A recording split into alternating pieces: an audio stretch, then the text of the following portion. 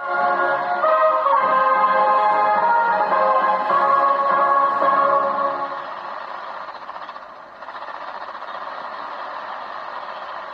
à tous, bienvenue sur la voie de Covid.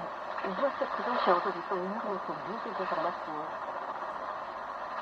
Le respecté camarade Kim Jong-un, secrétaire général du Parti du travail de Corée et président des affaires d'État de la République populaire démocratique du Congo, a rencontré les 2 décembre 2024 un message de salutation à Kang Sik-Lee, secrétaire général du Comité du Parti populaire des Réformes de Laos et président de la République démocratique populaire du Laos. Il a formulé ses félicitations chaleureuses aux destinataires, au parti, au gouvernement et au peuple laotien à l'occasion du 40 de la fondation de la République populaire du Laos. Il a ajouté en somme. Depuis la fondation de l'État, le peuple laotien a remporté de grands succès dans la réalisation de la stabilité politique et le développement durable de l'économie du pays sous la direction juste du Parti populaire révolutionnaire Laos. Je profite de cette occasion pour m'exprimer convaincu du resserrement continu des relations d'amitié entre nos deux partis et nos deux pays de longue tradition, et je vous souhaite plus grand succès dans votre travail responsable pour l'édification d'un État socialiste riche, puissant et prospère. Le camarade Kim Jong-un, secrétaire général du Parti du travail de Corée et président des affaires d'État de la République populaire démocratique de Corée, a envoyé une cordée de fleurs à Kang Sik-Lee, secrétaire général du comité central du Parti populaire révolutionnaire Laos et président de la République démocratique populaire du Laos, à l'occasion du 42e anniversaire de la fondation de la République démocratique populaire du Laos.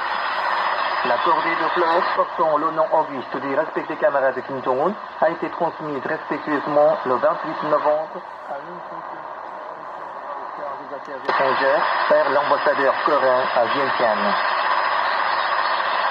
Le comité central du Parti de Corée a envoyé le 1er décembre un message de félicitations au Conseil général du Parti politique de toute la Russie unie, à l'occasion du 23e anniversaire de sa fondation. Il s'exprime heureux du fait que le parti La Russie unie conjugue le patriotisme des habitants de différents milieux et couches pour promouvoir dynamiquement le programme de l'éducation du pays et témoigne du soutien de la solidarité absolue à l'encontre juste du parti La Russie unie et du peuple russe pour défendre la souveraineté, la sécurité et les intérêts de développement du pays. Il se montre convaincu par l'avion de mission à la coopération entre le Parti de Corée et le parti La Russie contribueront à développer davantage les rapports de partenariat stratégique entre les deux pays et souhaite au parti russe de plus gros succès dans ses activités pour le bonheur et la prospérité du peuple russe. L'exposé des expériences techniques et l'historique des réalisations économiques du secteur agricole au niveau national se sont déroulées du longtemps en République du Nord, au salon des affaires techniques, sous les auspices de l'Académie d'agronomie. L'exposé et l'exposition soutiennent la croissance durable de la productivité agricole, le développement stable et l'agriculture pacifique, avec pour but de vulgariser et de partager largement les succès et expériences obtenus dans la production agricole et les recherches agronomiques, afin de contribuer à l'accomplissement de l'objectif de production céréalière avancé par les 8 congrès du Parti de Corée. À l'exposé divisé en 12 sections ont été présentés plus de 950 dissertations économiques et à l'exposition ont été élucidées plus de 7400 réalisations de plus de 860 espèces. Le service de culture a ouvert la rencontre et souhaité que celle-ci encore à un rétablissement de recherche pour être d'enseignement, surtout la commission de l'agriculture et l'Académie d'agronomie. Président du comité de l'agriculture, a prononcé le discours de clôture. Les meilleurs ont été primés. L'exposé technoscientifique du secteur informatique 2024 s'est déroulé du 25 au 29 novembre à la direction de communication informatique de la province du Fameux du Nord. Il en prépare les fonctionnaires, scientifiques, techniciens, enseignants et chercheurs du secteur informatique et des établissements de sciences et d'enseignement, avec plus de 300 projets relatifs à la communication mobile, au logiciel et à la radiodiffusion. Le secteur de l'exploitation forestière obtient des succès dans le reboisement des zones d'abattage circulaire. Il a achevé la plantation de plusieurs dizaines de millions d'arbres prévus cette année afin de multiplier les ressources forestières. La direction de l'exploitation de Provence Paris a établi le plan d'emploi à partir du calcul de la superficie à reboiser et des capacités régionales pour planter plus de 8,3 millions d'arbres d'une dizaine d'espèces.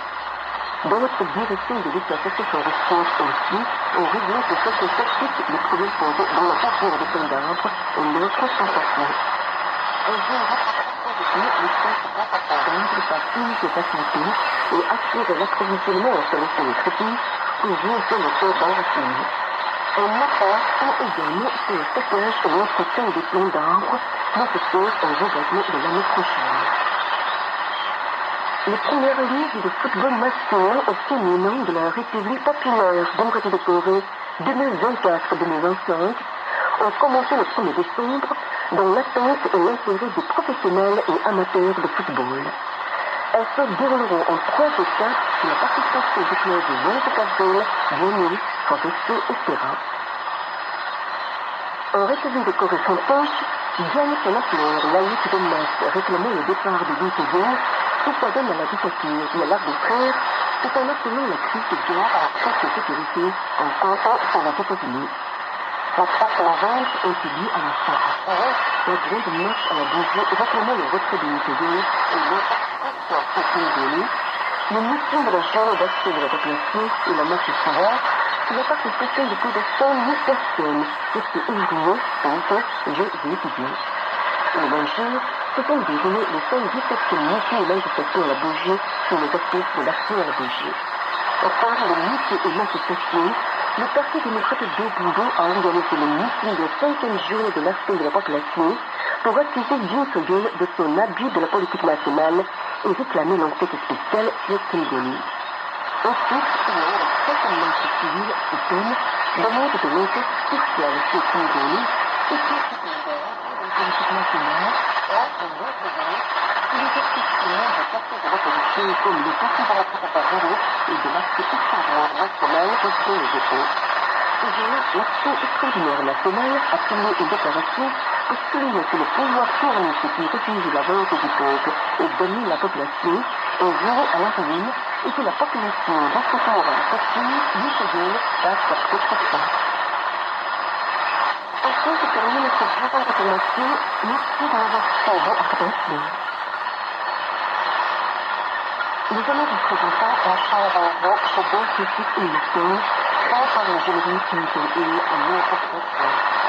Le show traduit les yeux ardents du petit Corée qui cherche la sécurité de transformation qui assumé du destin de la patrie et de la nation conduit à la victoire, la gloire de libération de la patrie.